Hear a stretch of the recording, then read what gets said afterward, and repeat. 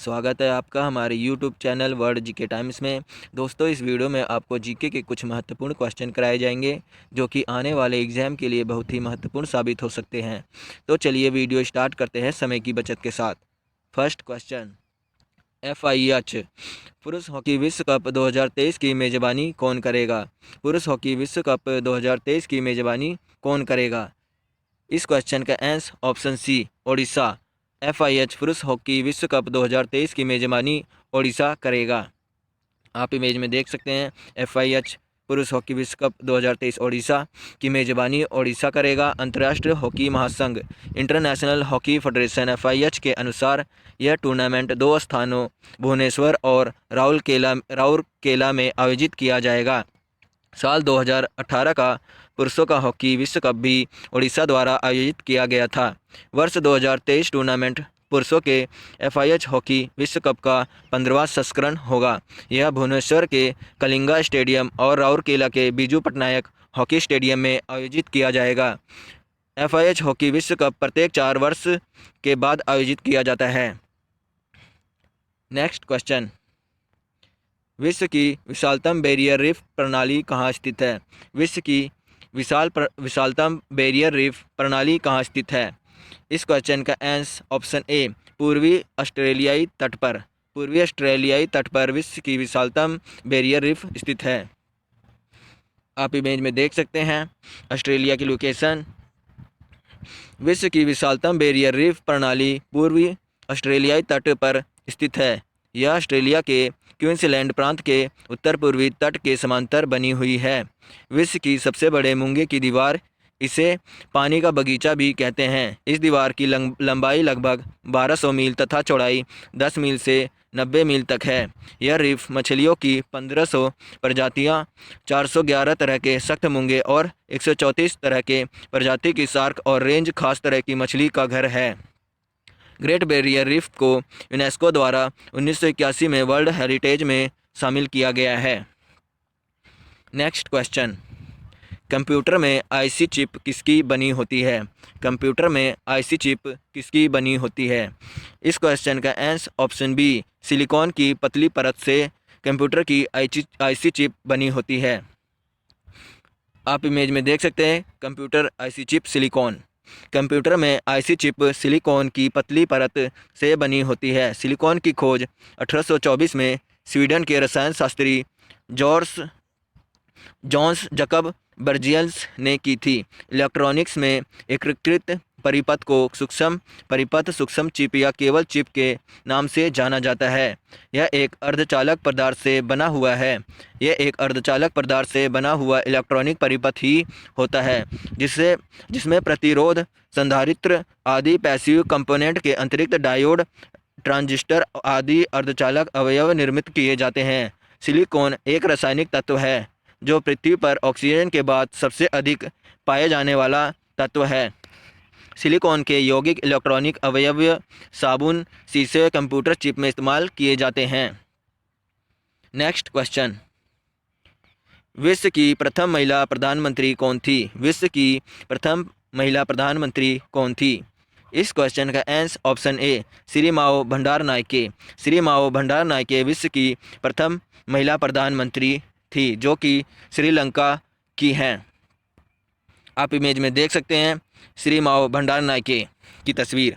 विश्व की प्रथम महिला प्रधानमंत्री श्री माओ भंडारनायके श्रीलंका की थी। श्रीलंका की एक बड़ी राजनीतिज्ञ तथा आधुनिक विश्व की पहली महिला प्रधानमंत्री थी।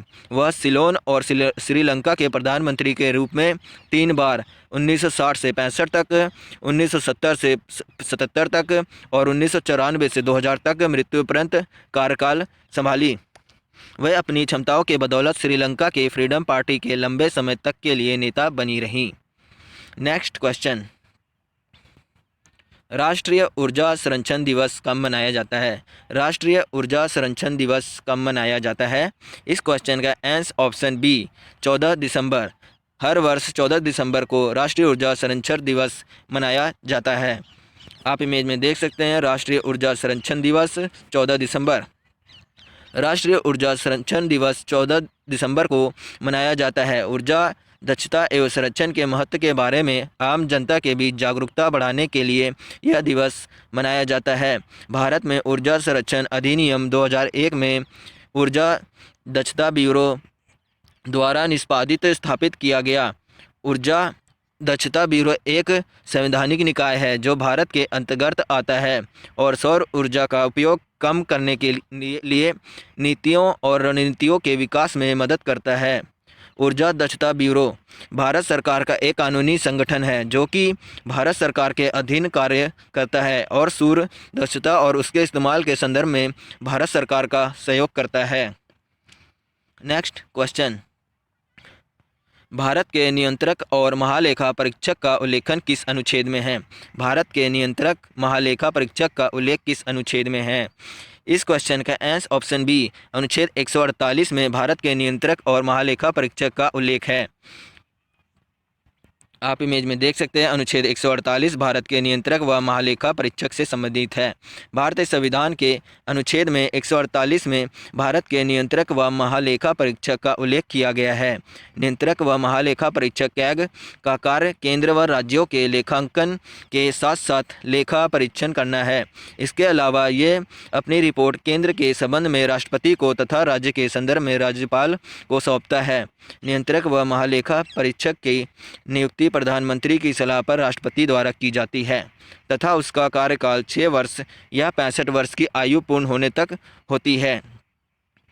नेक्स्ट क्वेश्चन, मन की बात कार्यक्रम का पहला प्रसारण कब हुआ था? मन की बात कार्यक्रम का पहला प्रसारण कब हुआ था? इस क्वेश्चन का आंसर ऑप्शन बी 3 अक्टूबर 2014 को मन की बात कार्यक्रम का पहला प्रसारण किया गया था। आप इमेज में देख सकते हैं नरेंद्र मोदी द्वारा मन की बात कार्यक्रम 3 अक्टूबर 2014 को पहली बार आयोजित किया गया था। मन की बात कार्यक्रम का पहला प्रसारण 3 अक्टूबर 2014 को प्रधानमंत्री नरेंद्र मोदी ने अपने प्रसारण में लोगों से कम खादी का एक वस्त्र उपयोग करने की अपील की थी, जिसके परिणाम स्वरूप खादी की बिक्री में 120% इजाफा दर्ज की गई। तब से लेकर अब तक प्रधानमंत्री स्वच्छता और स्वास्थ्य से लेकर शिक्षा और परीक्षा के मुद्दों पर बात कर चुके हैं। इस कार्यक्रम को 18 भाषाओं के अलावा 33 बोलियों में प्रसारण किया जाता है।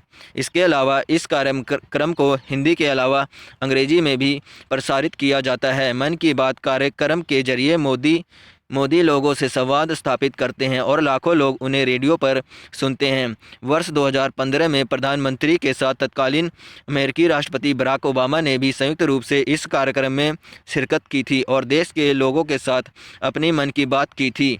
25 नवंबर 2018 को मन की बात कार्यक्रम के 50 एपिसोड पूरे हुए थे। इस कार्यक्रम के गोल्डन जुबली प्रसारण के अवसर पर पीएम मोदी ने रेडियो के महत्व पर चर्चा करते हुए कहा कि रेडियो की बराबरी कोई नहीं कर सकता। नेक्स्ट क्वेश्चन, अंगूर की खेती को क्या कहते हैं? अंगूर की खेती को क्या कहते हैं? इस क्वेश्चन का answer option B viticulture. Viticulture अंगूर की खेती को कहते हैं। आप इमेज में देख सकते हैं अंगूर के प्रकार। अंगूर की खेती विटीकल्चर कहते हैं। अंगूर एक बलवर्धक एवं सौंदर्यवर्धक फल है, इसलिए फलों में अंगूर सर्वोत्तम माना जाता है।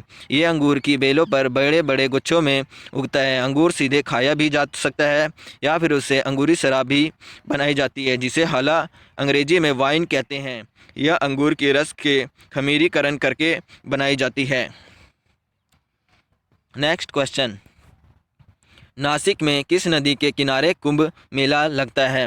नासिक में किस नदी के किनारे कुंभ मेला लगता है? इस क्वेश्चन का answer option D Godavari. Godavari में नासिक में नदी के किनारे कुंभ का मेला लगता है।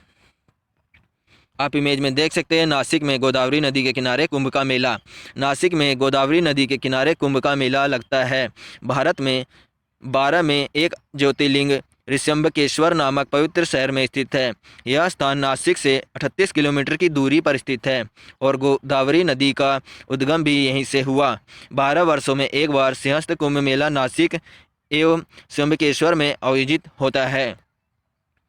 नेक्स्ट क्वेश्चन, विश्व के कुल वन क्षेत्रफल का कितना प्रतिशत हिस्सा भारत में है? विश्व के कुल वन क्षेत्रफल का कितना प्रतिशत हिस्सा भारत में है? दोस्तों, इस क्वेश्चन का आंसर आप कमेंट बॉक्स में ज़रूर दें। दोस्तों, अगर वीडियो अच्छी लगी हो तो लाइक सब्सक्राइब ज़रूर करें। धन्यवाद।